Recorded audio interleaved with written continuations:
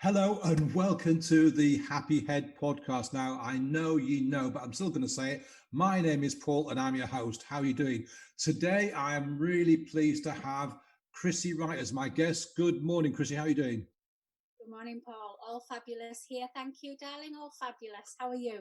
I am splendiferous. That's a lovely word. I like using these old classical words when I can remember them and when I can find a way to fit them in. The splendiferous is really good. It's a beautiful day outside. It's very crisp though. It's only about I don't know 7-8 degrees. I went out shopping earlier on this morning. I was like, whoa, it looks great, but it's a not strip your top off weather just yet. Not yet. We'll save that for later on in the year. So Yeah, and it's a bit that's ironic, isn't it? Given that yesterday was the first day pubs could open their beer gardens, I bet people are sort of sat there in their parkers, like, I've got to have a pint, I've got to have a pint. that was so true. I saw it on the news. People were actually queuing at midnight Monday evening to get in the pubs in one I, place. I do not understand that. I mean, it's not as if pubs are lined with gold and you've got all these nubile young people going to come around and give you back massages while you sit there sipping your pint. It's a pub, for God's sakes. Why the hell would you go outside in the dark, in the cold, and maybe even wet at midnight to wait for a pub to open? I have no idea.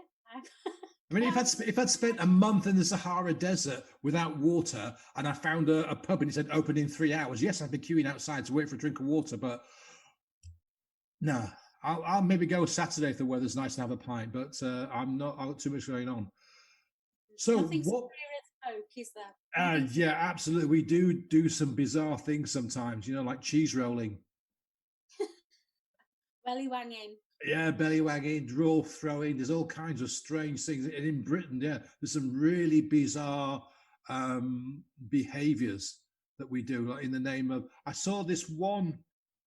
It's actually supposed to be like a celebratory event. It's some village up north, and oh, it's originally was supposed to be like the villagers from this end of the village and the villagers from the other end of the villagers. A bit like a murder ball. You remember a big leather ball? You'd have to try and grab it, and so your team get it across. But it's morphed now into pretty much a brawl. I saw this YouTube episode where there's these two massive gangs of blokes, all with their tops off, and a ball somewhere in the middle, and they were just banging the hell out of each other. And it's the only time I've seen a police officer at the back, sort of standing like this, going, "Yeah, we'll have to clean this up when they finish, won't we?" Yeah, there's nothing queer as far. Anyway, we haven't come to talk about ancient rights in Britain, have we today? I don't think. Or is that on the agenda? Not on my agenda. Not on my agenda. Behavioural habits, things like that. That's on the agenda, but not talking about All right, ancient. cool. So, Chrissy, share what's your story? My story, gosh, it's long. It's Well, huge. we've got the time. I've got a fresh cup of coffee. I'm in my comfy chair. Go for it. Right, okay. So my story is that I was a functioning alcoholic um, who had an epiphany in 2019. Now, prior to all of that, I started drinking when I was 14. So that really was my relationship with alcohol. That started at 14 years old due to um, suppressing trauma in terms of mum and dad's divorce. I couldn't cope with it. It's a very toxic relationship that they were in. I felt guilty because I knew everything that was going on. I felt as though it was my fault, even though it wasn't. Even though I was a kid, I carried this weight of the world on my shoulder, and the beauty of Diamond White, Mad Dog 2020, and a bit of Castaway all blown into one glass. Oh, It kind of took the troubles and the edge off life. So that's really when my story started with alcohol. And I started going out, socializing at 14, 15, getting into bars and nightclubs. How? I've no idea, because I was tiny, probably masked up with shoulder pads galore, like something out of the 80s, because I was wearing my sister's clothes. She's 3 years older, walking in like bloody Joan Collins into these dingy bars. So yeah, that became a lifestyle for me from 14 years old. And And then through that, the relationship between my parents just got progressively worse after the divorce, which meant that I got thrown out of my father's house because I lived with him, which meant I had to go live with my mother, which then we got thrown out of that apartment because she was with her boyfriend. He didn't like me. I was quite a troublesome kid. So we were homeless for best part of a year, sofa surfing, going into homeless units, homeless bed and breakfasts, privy to drink, alcohol, drugs, prostitution, all things like that. And again, the addictive personality I had of the alcohol, it kind of suppressed all of that and made my life quite normal, because I wasn't, even though I could see it and it was in my view, I just thought, you know what, if I just drink it, it's not really there. It masks it. So that went on and on for a good few years. And then obviously more trauma hit. When I was 17, I was seriously sexually assaulted by a friend of a friend. And again, I bore that guilt. I bore that, why did it happen? Did it happen because I was drunk? Did it happen because I wore the wrong clothes? Was I at the wrong party? All these things just started to play on my mind. And I carried all this with me. I was the party girl. I was the go happy, go lucky. Even though the proverbial was hitting the fan, I was still always little Miss Positivity. You know, it's fine. It's water off a duck's back. But inside, I was absolutely crippled. And then I escaped, and that's what I called it. I escaped to university, where I absolutely threw myself into university life, the lifestyle of drinking, or, you know, all of that. And I went and lived in Cyprus, part of my course, which again, massive party place in Cyprus, where I danced on tables. I did all of that for free booze. Came a, you know, podium dancer, as well as working in hotels. And that was my lifestyle for about a year, just over a year. And then I kind of quietened down a little bit when I got home, because I met my hubby, had a child, and life was good. Life was really good at that point. I was doing things that I didn't think that I would be able to do or foresee myself doing, because of all the trauma that had gone in my life. I didn't expect to get married, didn't expect to have children, because I was really anti all of that. And within 6 weeks, my husband asked me to marry him. Within 6 months, I was pregnant. So it was all like this huge whirlwind of emotions, where I was like, what the hell is going on? Who is this new person being born? Who is, you know, who am I becoming? And I embraced that. I absolutely loved it. We were having our house built. Life was really, really good. And then the shit hit the fan again, so to speak. Can I swear on this show, Paul? Say what you like. I don't mind. Say what you like. Say what you Maybe like. I could have said I come with like a trigger warning, and, you know, I should have that, you know, caution. This woman swears sometimes. So yeah, the shit hit the fan. I found out my husband was having an affair, and that just highlighted everything that I'd not wanted from my mum and dad's divorce, from my mum and dad's setting and scenario. That just brought the whole turbulence back together and back to the forefront. And by this point, I had another son, so I had 2 children by this point.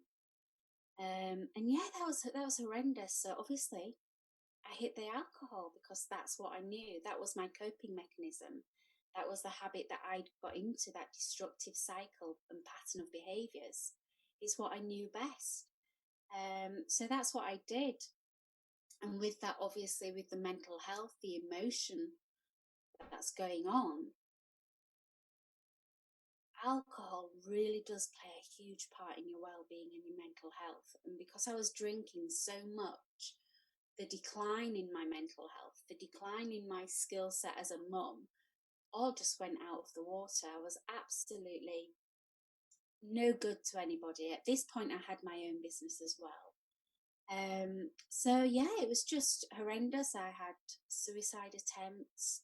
I'd also lost a daughter within that period as well. So found out that I was expecting and unfortunately lost my baby girl. So all of this was just, gosh, can I take any more? Can I take any more of this?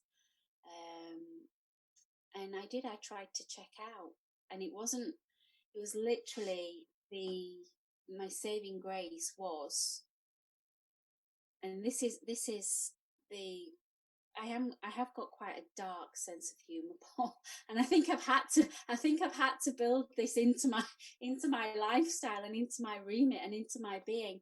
Where I wanted to check out, I was in the car, and I had my bottle of Jack Daniels and I had my pills, and I actually say my three best friends at the time was Jack, Jim, and Johnny, because they were the things that didn't argue with me in a bottle. They were my best mates. And I was in this car park, and in my deepest pit of despair, and I remember drinking this bottle of, or taking swigs out of this bottle of Jack Daniels and popping some pills. And I just noticed at the side of me, these cars were coming in. And I'm like, what's occurring here? I'm trying to check out. And I looked over, and I was actually in a dogging car park. And, and I'm thinking, oh my gosh, that I've got two cars either side of me who are in euphoria. And here I am in the pit of despair. And I thought, I can't even do this properly. So again, it was just that I can't even, and it is crazy, but that is how I was feeling. So I actually, after drinking a copious amount of Jack Daniels and taking a few pills, I didn't take many at that point, because at that point I realised I was in between these two bloody doggers, that I actually drove to my studio, and that's where I proceeded to carry out the act, really. And fortunately for me, a friend noticed that my light was on in my studio, and she had a key to the studio, because in case I lost mine or whatever, she just let herself in, and the rest is right. Okay, let's get you sorted. You need to get yourself together, girl. And fortunately for her, unfortunately for her, she was the one that found me. But fortunately for me, I was very happy, very not pleased at the time, but I'm pleased now. I'm forever grateful that she did. And from that, it just, I kind of regained a little bit of a reality check. Okay, somebody up there was looking out for you. It's not time for you to go. You've got two beautiful children. You've got the mindset that you can pull yourself out of crap, because look what you've been through before. Use those tools that you've used before, regardless of the alcohol. And I started to do that. I started to pull myself back out of it. Business started to be successful again. And then I got into a relationship, and again, that was toxic. Was in that relationship for 6 years. Finally found the strength to leave that and start on my own again with the boys.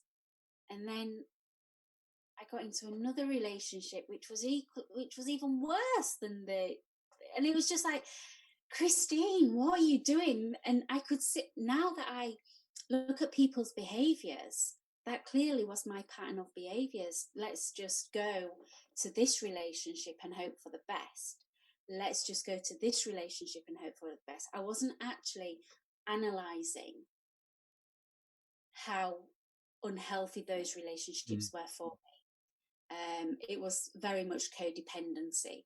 And the last relationship I was in, I had to get police involvement and stuff like that, because he was complete narcissist. And that was only 2018 when that happened. 2018, 2019, when the police were involved. And in and amongst all of that, my business was thriving. I was going all over the world with my floristry business, working on TV sets, working with celebrities, and you know, it was thriving. But then once this second toxic relationship hit, that's when it all went pear-shaped. And in and amongst all that, I had developed a liver disease as well, so that was all ongoing as well. So yeah, it's been pretty catastrophic. But the epiphany was, Paul, I was driving home one evening, and I was driving over a bridge, and I noticed to the right hand side of me that there was some really weird activity going on. There was a gent there, and I thought, he looks a little bit weird, he looks a bit lost. But I'd had that gut feeling an hour. I'd always had that rush, I need to get home. So my instinct was telling me I needed to get home at this particular point. And I saw this chap and I thought, he's very bizarre. What is he doing? And I drove past him. And then I had that urge again, that instinct, you can't drive past, you have to turn back. And I listened to my gut instinct and I turned back, and he was over the other side of the safeguard rail of this motorway bridge. And at that point, I literally just left the car, leapt from the car, pretty much grappled him. Could have gone one of two ways. We could have both gone over the other edge. But I think the adrenaline was pumping so much that I thought, this is why I have to act. I've had this urge. This is clearly why. And I pulled him back and we fell to the floor. And I sat cradling him for about 25 minutes. And, you know, obviously I'd called for help. And it was about 25 minutes before emergency services came. And in that period of time, it was as if my whole life had flashed in front of my own eyes. It was me I was cradling when I was listening to him, when I was listening to his story of why he felt worthless, why he felt unloved, why he felt unlovable, why he couldn't go on anymore. His relationships were breaking down. His relationships with his parents were breaking down. His job was horrendous. And all these, he'd just lost his brother, and he was now the black sheep of the family, so to speak. And I just sat there and I thought, this is me. This is me. If I'm not careful, and if I don't, and he was an alcoholic as well. He was there with his cans of Stella, I think it was, in the carrier bag, and he absolutely stank of booze. And I just thought, if I'm not careful with my lifestyle and with my mental health, what's not to say that this could be me in 2 months' time, 6 months' time, a year's time, maybe 2 years' time.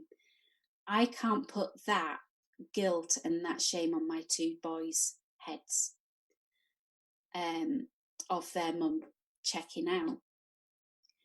And that was the massive epiphany for me. It was as if I was cradling myself.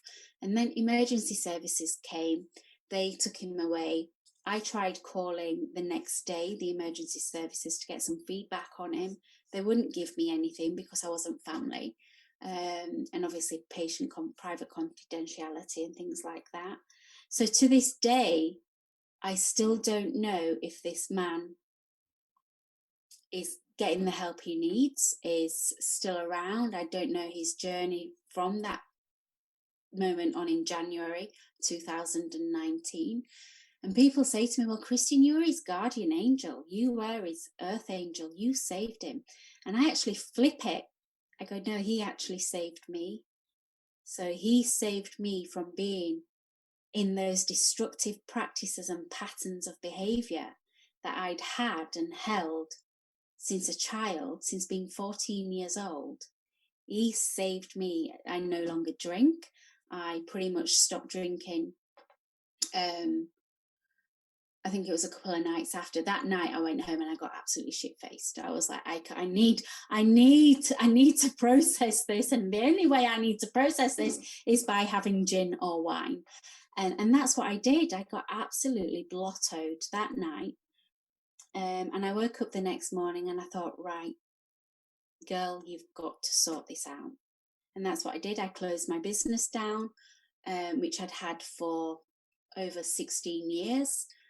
I'd gone away to Bali to set up this business that I'm doing now.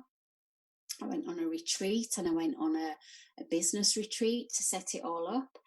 And my journey then of healing occurred in 2019, 2020. I'm still learning, I'm still healing now. That's going to be an ongoing process.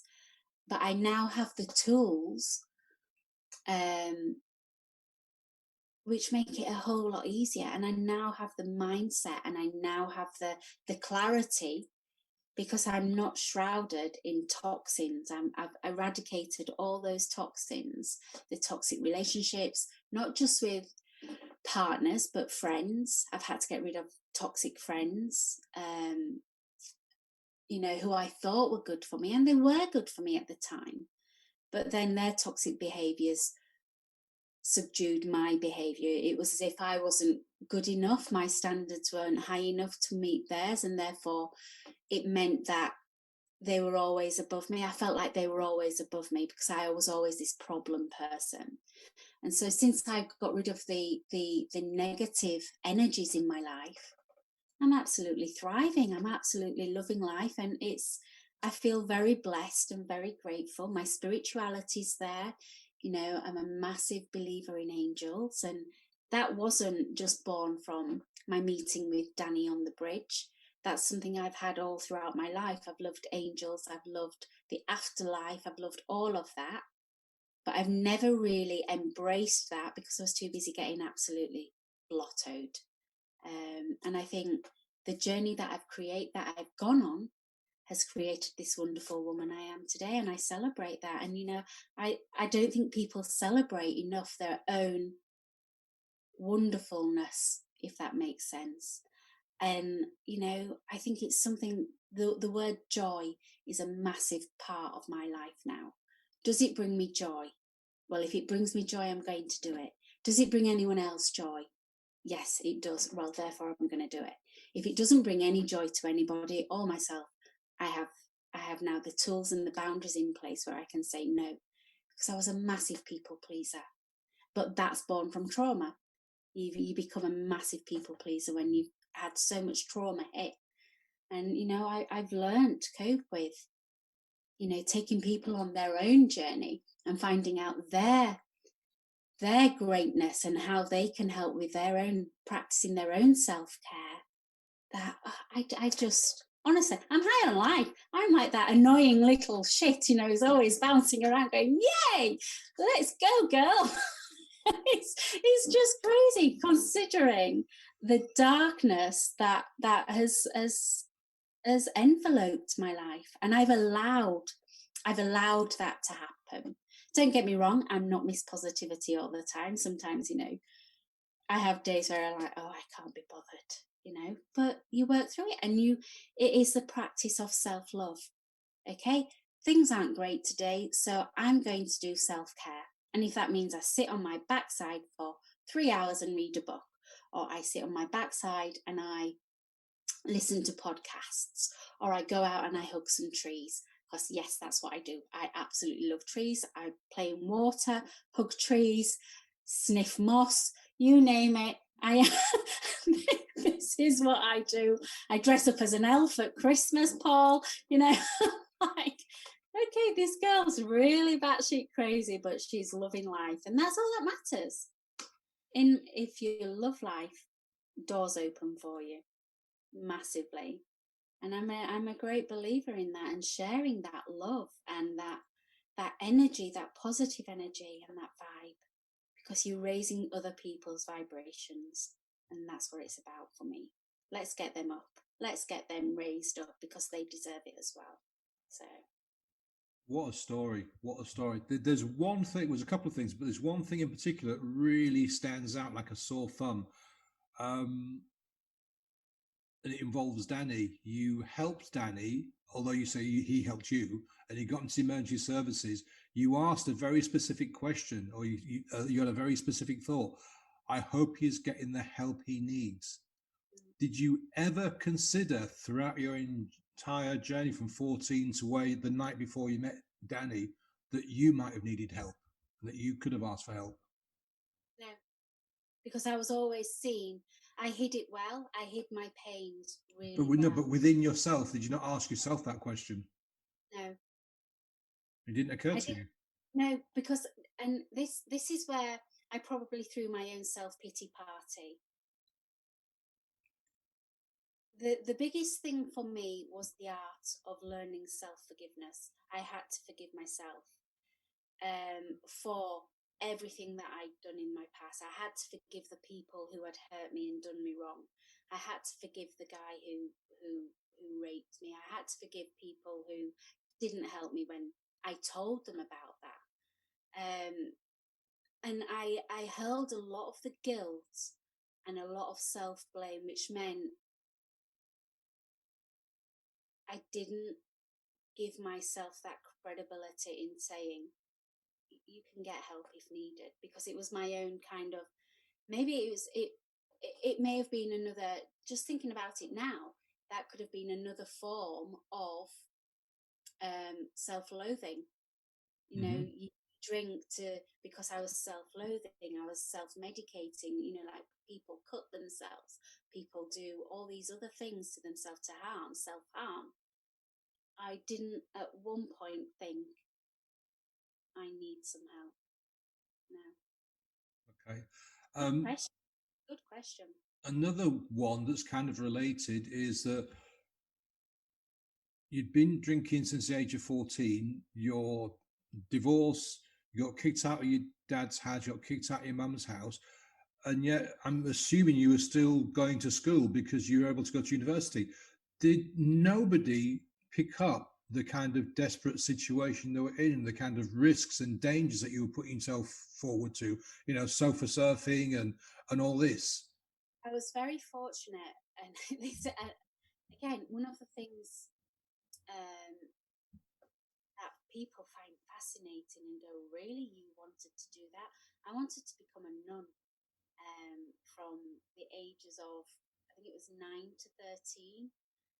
So I was very heavily influenced by the Catholicism.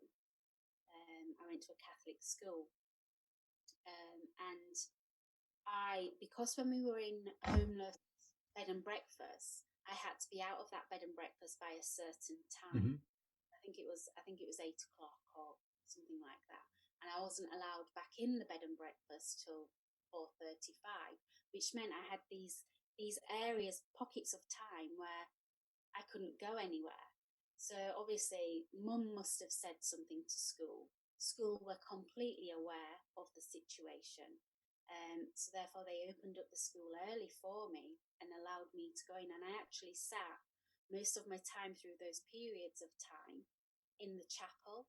So I was in the chapel with the nuns. I was in the chapel, praying, and I felt very loved and very comforted by that. And I was supported by school. I was supported by I've got a great group of friends. My girlfriends from school are phenomenal. We're still best friends now, and that's like 30 odd years. Um, they've seen my journey, and they've kept me from not doing the drugs. They're the ones like, right, okay, she's okay just being pissed, but we don't want her to start doing drugs because that will really screw her over. Because of course I was doing drinking with these girls, that was part of the social scene. They were the ones going, hey, let's have some blastaways and castaways and Thunderbird and all that schniz. But I was very blessed. I was very supported. But the real thing for me was the escapism. So I went to college, but I knew as soon as I finished college, I needed to get out of West Yorkshire, which is where I am. I needed to just go. I needed to be. I needed a new identity, Mm-hmm. and that's what it is. Even my girlfriends now from school, you introduce me as Chrissy. To them, I am Christine, and it's like, where's this Chrissiness come from? This is just nonsense. But it's like my alter ego, I was shedding. I wanted to shed that skin from being 14 to 18. from going to uni. But then obviously the university lifestyle, I became this absolute fiend of drinking. You know, when I lived in Cyprus, I was drinking squaddies under the table because I could sit and drink cocktail buckets full of cocktails, and I still have a bar tab out there now that I've not paid. You know, it's just I wouldn't go back if I were you. It's probably horrendously large. it's like, oh my god, you know, who is this girl? And the girls just say it's not Chrissy, it's Christine. But that was I needed to shed that. I needed to get away, and I needed to escape. I needed to escape the relationship that I had with my father, because that broke down for 2 years. He didn't speak to me for 2 years when he threw me out, which was hard. That was really hard because my sister still lived with him. She got a car bought and everything for her birthday. I didn't even get a birthday card. And not that I'm materialistic, but it was the love that I was craving. Mum was far too wrapped up in her own grief of divorce, and she was having her own mental health issues, and I was the one that was putting her to bed. She was drinking, therefore I was drinking to cope with her drinking. It was just that ongoing cycle, and I just thought, you know what, I need out. I need to get out of that, out of this scenario, which is what I did. I buggered off to Manchester and buggered off to Cyprus, came back, lived in Manchester again. But finally I settled back in West Yorkshire. And, you know, I was supported by the school system. Okay. Another question, which I've had this in my mind for a while now, because I've spoken to quite a few women that have been in narcissistic relationships and escaped from them. You had three, and I'm not being rude or anything here, but what was it? The people pleaser in you that kind of falls for guys like this? Okay, and one time I can understand, Yeah. a second time potentially I can understand, but getting the same kind of bloke the third time, what's going on in your mind when you meet guys like this? Do you know? Can you pick it up? Do you actually know in the back of your mind what they're like? Or are they just so good at disguising the way they're going to be in the future? I think if I was to, obviously, I've really analysed this and my pattern of behaviours. It's like, what on earth, you know? You know, it is that Einstein thing, isn't it? You know, just like, you know, you can understand one's books. The first guy, I absolutely adored him. He wasn't a narcissist. He was just, I think he was just unfulfilled in our relationship. And that broke down. I think the pressures of family life got to him. I think the financial pressures maybe got to him, because he turned around and he said, Christine, it was just a bit of fun. And it's like, it wasn't fun for me, you know. It's, you know, you've broken up a family just for that little bit of fun. And we tried to work it out. We went for counselling and everything, and it just got to a point where he doesn't want to be in this relationship. Why should I continue flogging this dead horse? And that was where I really struggled with that, because our relationship itself, there was no intimacy. And then to find out that and I knew before I even married him that we had this issue. But I knew he meant the world to me, and I was like, okay, he's my Mr. Perfect. Even though the intimacy wasn't there. And I tried to help him the best I could. And it wasn't because of my issues with the rape or anything. It was his own personal issues. He had a real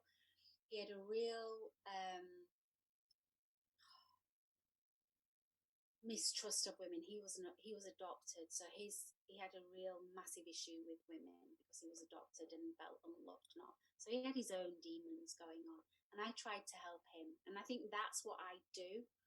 I've kind of gravitate towards that motherly, nurturing. I want to help. So the second relationship, I wasn't ready for a relationship. It was, you're gonna laugh. This just makes a 45-year-old woman sound even more batshit crazy than what she is. So the second relationship was a friend of mine, one of my best friends. She says, I am sick to death of you coming round my house every weekend and chilling in our departure lounge. She had a separate outbuilding, which was a bedroom and everything else. And that's where I used to live. I used to just move in with her at the weekend and her husband and live in their departure lounge, because that's what she called it. Her kids went in there and then they buggered off to do their own thing. And then I kind of filled that void. She didn't have the kids. It was Christine, crazy Chrissy, would come along and sit in this departure lounge and get pissed. And she just says, I've had enough. She says, you're going online, you're going to find the bloke, and you're going to sort yourself out. And I wasn't ready. I so wasn't ready for that, because I was still wounded. I was still hurting and reeling from my first relationship breakdown. And I did what I did. She actually spoke to this guy pretending to be me, and then I kind of moved in and said, actually, it's me. And then before I know it, this whole huge snowball of, oh my God, I'm moving out of my house into his house with my two kids, meeting his two kids. He was then all lovely at the beginning, and then these traits started to come through. You can't do this, you can't wear that, what are you doing, where are you going? My friends started to diminish. And all this time, it took me 6 years to build up the strength to go, do you know what? I am not happy. I am not happy. Every night I used to go to bed, leave all my technology stuff on the dining room table so he had access to it. I had bells on my handbag so I could tell when he was going in my handbag, to look through my phone, all these kind of things. And I just thought, enough's enough. I either carry on being unhappy for the rest of my life, because I am unhappy, but know I'm supported and know that he, in the eyes of everybody else, he was this wonderful guy. He had a good job. He provided for me and my boys. You know, we did things together. But internally, the mental abuse was huge. So I actually found a house, and he found out by going through my phone and seeing this picture of the house. And I was so pissed off, Paul. He asked me when we were watching Mr. Selfridge, right, on a Sunday. It's the only time I would watch TV. Never watch TV. And he just went, I need to ask you a question. Are you moving out? And for that split second, I thought, do I tell him the truth? Do I tell him the truth? Yes, I'm leaving. Or do I say, no, it's just a picture, don't worry about it, it's cool, knowing that he would still provide for me and my boys and have a home. We would have a home. And someone up there just went, no, I'm leaving you. You know, that came out of my mouth, and I was like, what? And I had a week then. I had a week to leave. But the third one, that was just pure stupidity. Absolute pure stupidity. He totally love bombed me. He because I actually said, I don't want this relationship to happen. I had a date and I was like, I don't know, I'm cool with this. And he totally love bombed me. And then the traits started coming through. But by the time I started to realize, I was too far gone. I was too mentally unwell. He'd really ground me down to the point of, I didn't leave my bedroom for a month. I didn't leave the house for a month. And that's when people were saying, Christine, something's got to stop. And obviously I've got two boys in the house as well. And they're seeing this. They're seeing their mum being broken. And, you know, I had people who were worried about me. I had a retail outlet at the time. I had a florist shop, which I wouldn't go to. And I had people phoning me, are you alive? Because it was that bad. It was like, we don't know if he's going to kill you. We don't know if, you know, that was how bad it was. And that was one of the reasons why I found it easier to give up the floristry business, because he killed that passion in me for my floristry. And yeah, that was just pure stupidity. And the way he got back into my life is because he knew my trigger points. He knew the date I was raped. He knew that my father was dying. He knew that my father passed away. So therefore, he was like, I'll be here for you. And he wormed his way back in. And it's like, when I started to get the police involved, that was the only time I actually reported the rape, because she says, how did he get back involved? He'd cut him out, but he'd worked his way back in. How? And I went, it's because he knew my triggers. He knew my weaknesses. And one of them was Boxing Day, what happened Boxing Day. And it just came while I was raped. And that was it. The whole ball game then was like, right, we need to discuss this. And I was like, oh gosh, So that was pure stupidity on the third part. But it took me 2 years to heal from that. And I still have triggers now. If I see a vehicle that's exactly the same as his, I still have that trigger. I say, oh, is it him? And that's something that I'm working on. That's something that I'm dealing with. Like I said, in the talk before, I am still learning. I am still healing. And that will be ongoing. There's a lot of mental stuff that has gone on, and it is about just weeding your way through it, unraveling it all, understanding it, and not compartmentalize, not putting it, because I don't want to box and file. That's unhealthy. I want to meet it head on and go, right, okay, why has that happened? Why? I feel into everything. So if anything's untoward, I feel into it rather than run away from it. And I go, right, okay, how can I work through this? And that's what I do, and that's what I tell my clients to do. Feel into that pain, because once you start getting through that pain, that's when the light appears and stuff like that. So yeah, Paul, I was pretty bloody stupid to let through. No, it's not stupidity at all. Like you said, he knew your trigger points. He knew which buttons to press. And when you know which buttons to press, anybody's susceptible. You can be the biggest, strongest, most powerful person on the planet. But if somebody knows your trigger points, then that's it. How were you able to forgive all the people that had hurt you in the past? I mean, was it easy? Was it hard? Did it take you a long time to come to that decision? I mean, what made you decide to forgive your rapist, for example, in the first place? I think, again, that was a soul journey. I went on a real deep, soulful, okay, why are things happening to you? Why are you, and like I said, I fell into it. I went away on another, I went away on another retreat. I actually thought it was a speaking retreat where it would help me know NLP this and NLP that, and you stand over stage left and stage right. And I didn't read the small print. Honestly, I jump into things like, well, I'm here, I'm going to do this. And honestly, I'm a bloody nightmare. I am a marketeer's dream, I tell you. And I went into this woman I'd met in certain business social circles and stuff. And at first I met her and I thought, oh gosh, she's a bit full on, this woman. I don't know if I don't know if I can deal with this. And then she says, I'm going to work with you.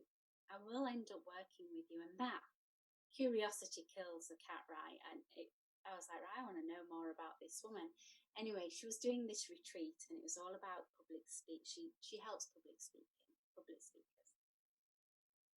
And like I said, I didn't read the small print. So I ended up going to Dublin, in September. So it was freezing cold. I was there for a week. We moved down to, I think it was Kilkenny or something like that, somewhere down south.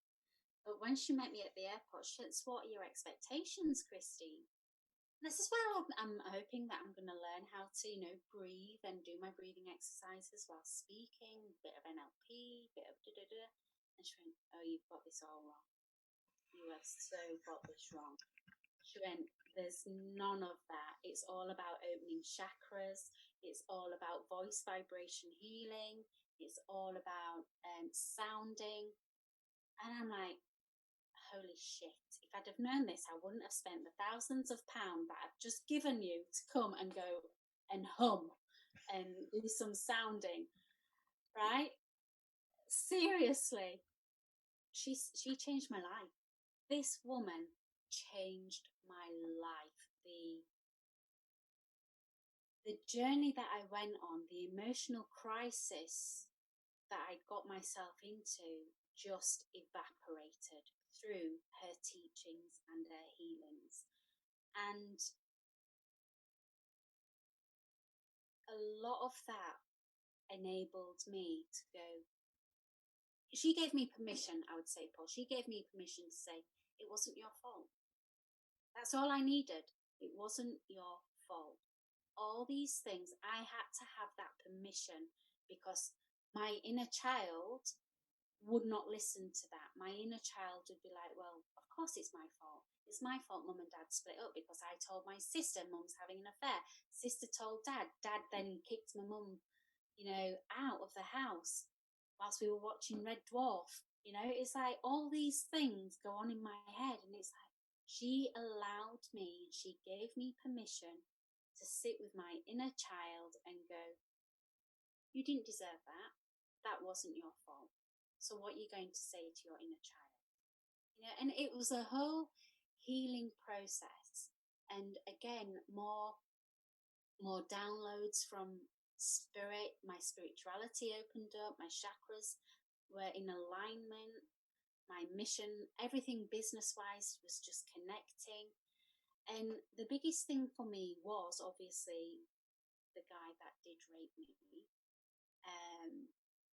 And on Boxing Day, it's like normally I would wake up Boxing Day because I'd be on my own from Christmas Day dinner, because the boys would then go to the father's, which would then allow me to get absolutely paralytic Christmas Day night, and then be comatose into Boxing Day.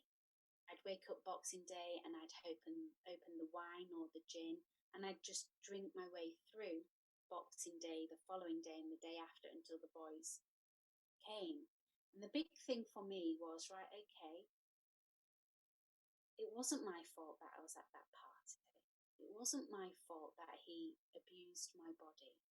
It wasn't my fault that he felt he had the right. And the scary thing is, Paul, is 2 weeks prior to it happening, I was at another party and he was there, and he came up to me at that party and said, I'm going to have you.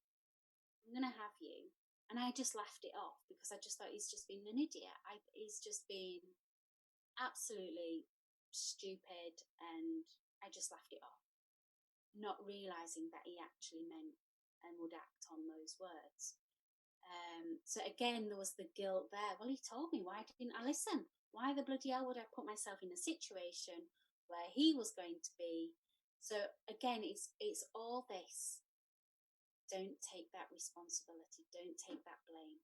Because if you carry that blame, he will always, always, always have control over your life. And that is what I had to do. I had to sit with that and go, right, Boxing Day's coming. And I put a post out. It was 2019, I think it was Boxing Day 2019. And I put a post out going, I am going to own today. Today's not going to own me. And I toddled off, rather than getting drunk, toddled off into the Yorkshire moors, got bloody lost, thought I was going to die because the fog was coming in, sent out a GPS to my son going, I'd lost the car, don't know where I am. But I'd lived, but that's me, Paul. I'm just like, right, just go.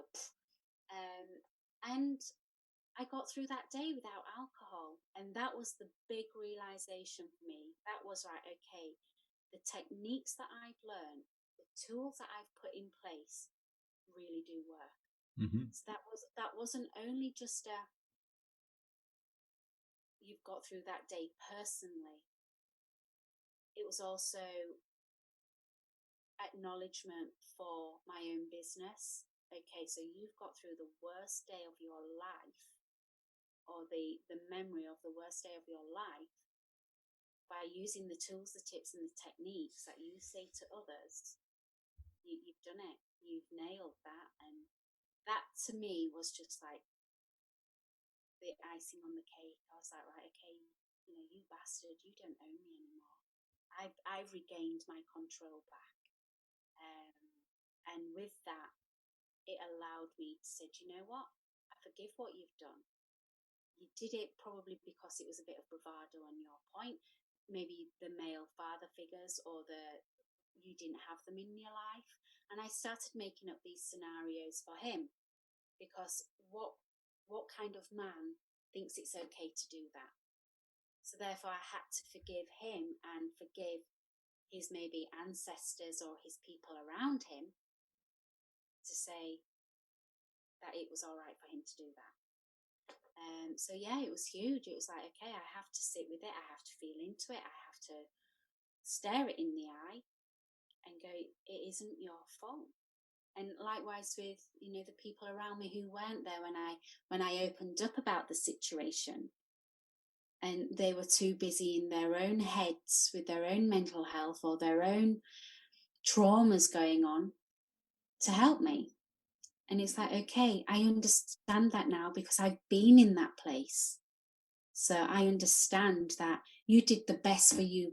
You did the best for me at the time that you could. You were the best version of yourself at that time. And I don't hold any malice. I don't hold any grudges. It's, you did the best you could for me because you too were going through some shit yourself. And I think it's been that little bit more awake to people and their behaviours and what makes them behave in that way. Because we aren't born to be horrible. We aren't born to be shit. We aren't born to go, do you know what? I'm going to be abusive to you. We learn these patterns of behaviours. And that's where you've got to really start thinking, what is it? What is it that made that person think that they have that right to do that? And, like with the toxic relationships that I've been in, they've learned that pattern of behaviours. And when you super analyze it, you can see that pattern in their family, in their friends, in their social circle, and you go, yeah, of course you're going to mirror image what you learn, what you see. And that was another thing for me. The forgiveness was, I had to forgive myself because obviously my children now come to me and say, Mum, you're the strongest woman. You're the strongest woman we know. And the pride that they have for me, the conversations, we have an amazing, beautiful relationship, me and my boys. We speak about anything and everything. Dinner table, anything goes. It can be quite frightening if you're a guest at our dinner table, because we just do not know what's going to come out of that mouth. It's like, okay, we don't really know this person that well. Just be careful, boys, what you say. But no, we have such an open, honest, raw conversations in our household. That is so important, and I think that's one of the major things that's missing in lots of relationships, not just husband and wife, but siblings and parents, being able to sit there at the dinner table and have unfiltered conversations. And I personally believe that if we had more unfiltered conversations about anything and everything, there'd be a lot less trouble and strife. Yeah, 100%. But people are they're not brave enough to make that leap. They're not brave enough to start a conversation in fear of being judged. And it's like, Paul, the stuff that I learned so much from my boys, in terms of what's going on in the world, in their kind of age group and remit. And we giggle, we make sure that, after I don't know what happens in our household. We have dinner and I have got quite strict table manners and etiquette, and it is quite militant, say thank you for your dinner. We say grace, we do all of that because it's grateful, it's gratitude. A lot of people don't have that. And even if we're having beans on toast, be bloody grateful for your beans on toast, kid, because someone down the road might not even get that. But after that, it's like somebody flicks a switch and they go absolutely crazy for half an hour. They have this, we wrestle, we fight, we dance, we do all that kind of ludicrous stuff. But to me, it is so powerful, it's so endearing, it's so connecting. I'm connecting with my kids on a level of being true to myself and being true to them, letting them be crazy, letting them be noisy. I mean, now my eldest has left. My eldest is 23 next week, and he's left home, but he still comes home. And we still have crazy half an hours. And he'll bring his mates, and they'll join in the crazy half an hour. The household is, let's go to Ollie's mum's, because she's not like our mum. She lets us do things within reason. I'm not. I just let them be them and explore and just goof around without the fear of self-judgment. And I think that's important. The conversation, my youngest, he came out to me at 13 years old, Mum, I'm gay. And that was born because I've had these conversations about sexuality. I've had conversations about rape. I've had conversations about, when a girl says no, she means no, don't push it. I've had conversations about divorce, love, loyalty, commitment, death, grief, all of these, because these are all things that I've had to go through.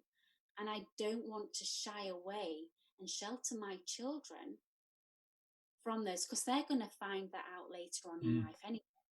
I'd rather protect them now. And, even when it comes to alcohol, I don't drink. My son went to a party last week, it was. And he said, Mum, could you buy me some beers? He's 17. I went, I'll buy you 4, and that's your lot. Because I'd rather him be giving them rather than sneak them. And he knows that there's a limit, and he's respectful of that limit. So much, Mum, can you transfer £10 into my bank account? And I didn't get that message, so I phoned him and said, did you want the money? You should have just taken it out of my purse. No, Mum, I don't go in your purse. It's not. There's all these levels of boundaries that they respect. Yes, I get on their nerves. I'm the mum, that's my job. Yes, I embarrass them. I'm a mum, that's my job. But equally so, they're the ones that come into my bedroom, Paul, at 2 o'clock in the morning with the bloody electric guitar, the amp, start strumming away, tip me out my bed, and think it's hilarious. And it's like, it's 2 o'clock in the bloody morning. Yeah, but we thought it'd be funny.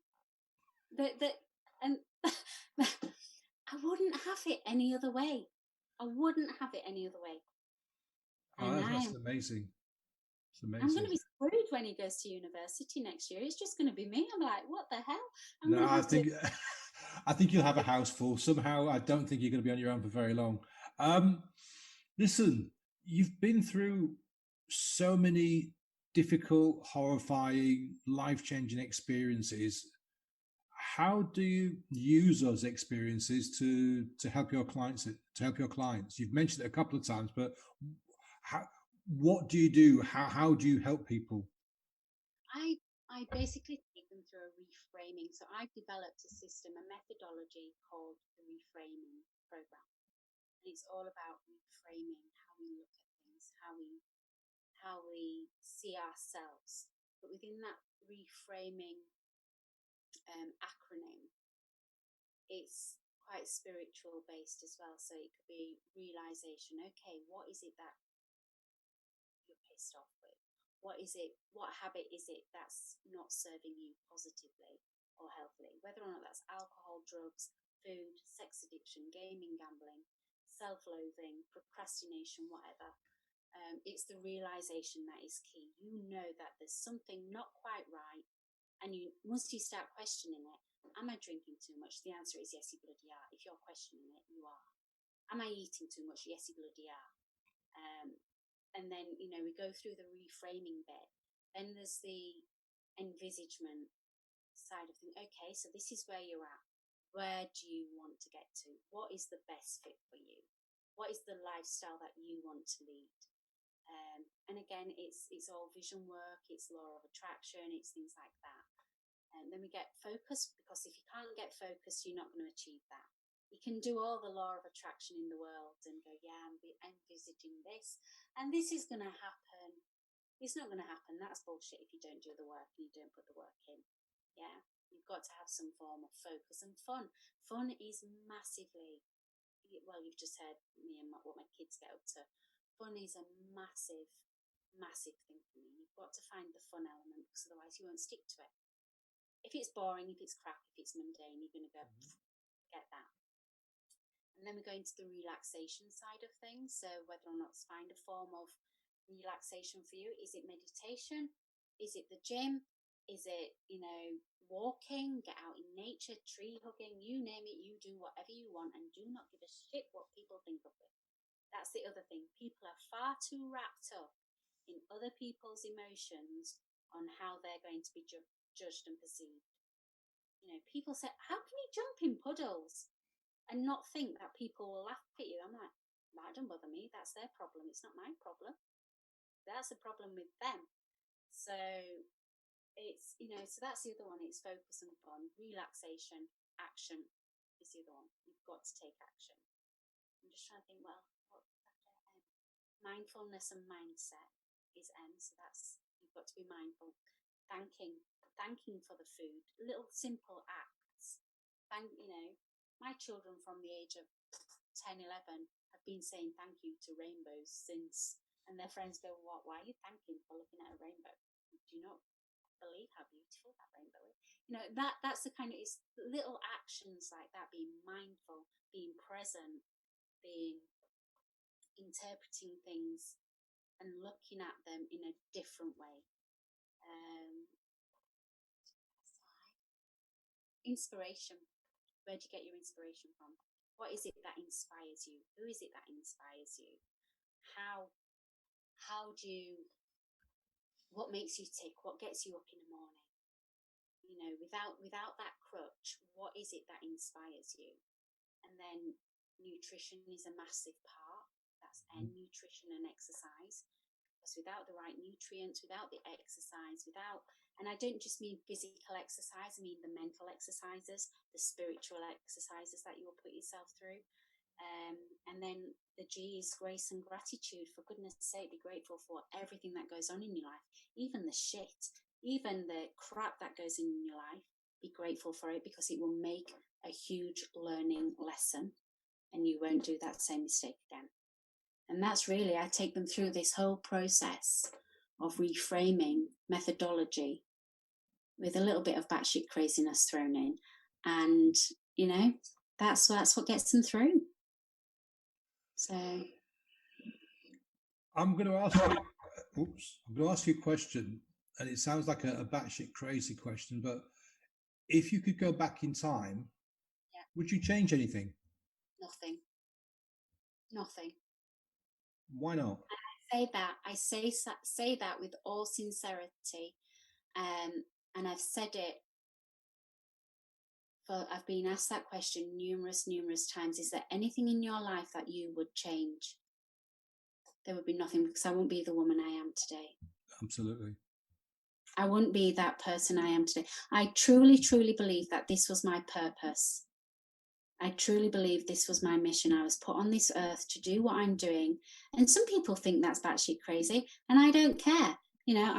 My passion, my purpose is to help people through their troublesome times, their crutches, their self-medication, and I'm not just talking about addicts. I'm not talking about addicts I'm talking about people who maybe just drink a little bit too much, because that's the other side of things. Socially, our culture normalizes drinking.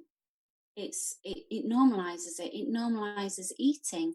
Binge eating, and we're forever being cast this media activity of adverts about McDonald's, all these kinds of things. where we actually go, right, okay, I'm going to self-medicate. And people don't know they're self-medicating. They don't know that. They don't realize that. I'm not a trained psychologist, Paul. I just go from experience. And, you know, I'm not asking to work with addicts, because I do believe they need a whole lot more support Mm, than what I give them. I agree. I'm not that person to say, I can, what you drink, you wake up in the morning and you drink 2 litres of vodka, and then you have some wine and whatever. That I can't help those people. They need trained professional help. I'm the one who comes along and helps the ones who think they may have a little bit of a problem if they don't get a handle on it and they don't know which way to turn. I'm that kind of the grey area of drinking. So you can have the healthy relationship, you can have the alcoholism, and that grey area of drinking of, okay, is it a little bit of binge drinking? Is it, because when you binge drink, that often leads to dual addiction. So that might be cocaine, it might be, do you know what I mean? Mm. It's just, once you open one door and you don't get a handle on it, it could just filter through. So no, I would not change anything. I'd would I go through it again? No. Given the No, choice. Given the choice, no, I wouldn't. If I was to be reincarnated and there's a Christine, you're going to live that lifestyle again, I'd be like, oh, come on, mate, give me a break. Let me do something. Can I not come back as a dog or a cat and be pampered? You know? oh, you've So, just made me lose my train of thought by saying that. sorry. No, don't apologize. No, listen, I agree with your sons. You are an incredible person to go through everything you've gone through and to be able to sit here and smile and laugh about it. And, you use humor to illustrate your journey, and then to be able to use all that stuff to help other people, I think is bloody incredible. Um, it's been a really, really fascinating conversation, and I want to thank you for being so open and honest, Christine. It's been an honor and a privilege to be fair with you. What would you say to anyone that's in any of those kind of relationships, that's gone through stuff and just doesn't know which way to turn? What would kind of be like your last kind of few paragraphs, few sentences that you would say to that person that might actually be listening to this now and is looking for a way out? I honestly, I'd say sit with it, really think, what is it that you're not happy with? What is it that you can change? Because when relationship wise and things like that, you often feel like you're too weak to do that. Our mind is a beautiful, beautiful thing. It's very fragile, but it's also incredibly strong. And I think, don't take away from the strength the inner strength that you have. We are warriors. We are absolute, you know, cavemen, so to speak. We go out and we go hunting, and it's right. Stand your stake in that ground and go, right, okay, enough's enough.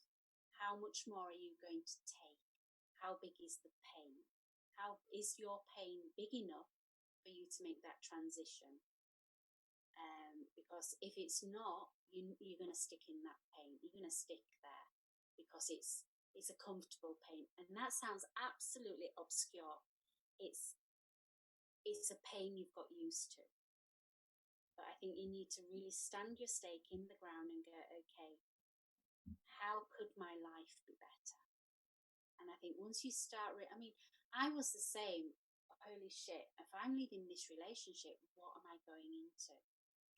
It's got to be 10 times better than what you're in. And regardless of that, if it's relationships with men, women, relationships with alcohol, relationship with drugs, you have the strength within you to go, enough's enough. And ask for support. Like you said to me, was there any time throughout your whole journey that you thought you could have reached out and asked for help? The answer to that was no. And I think the wonderful thing now with what we do, Paul, as as coaches, mentors, whatever, hypnotists, and all this kind of therapists, we are speaking about wellness, mental health, and well-being. We're breaking down the stigma. It's okay to not be okay. It's okay to go and source some help. It's okay to go and reach out to loved ones and say, I'm really bloody struggling right now. I don't know which way to turn.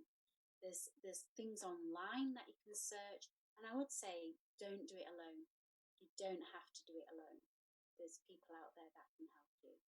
You know, free access. There's paid access. There's free access, regardless of your financial status. There'll be someone there who can help you through it. And I think it's be bold, be brave, and be determined to be the better version of yourself. Christine, thank you so much. Listen, folks, I'll put links to all of Christine's stuff in the show notes, so don't worry if you haven't heard them right now. Thanks for listening, Christine. It's been a real absolute pleasure, honor. You've made me laugh. You've made me almost cry a couple of times. It's been a privilege. Thank you so much. Thank you, darling, for having me on, and I wish your listeners a whole host of love and happiness. Thank you. Bye now, folks.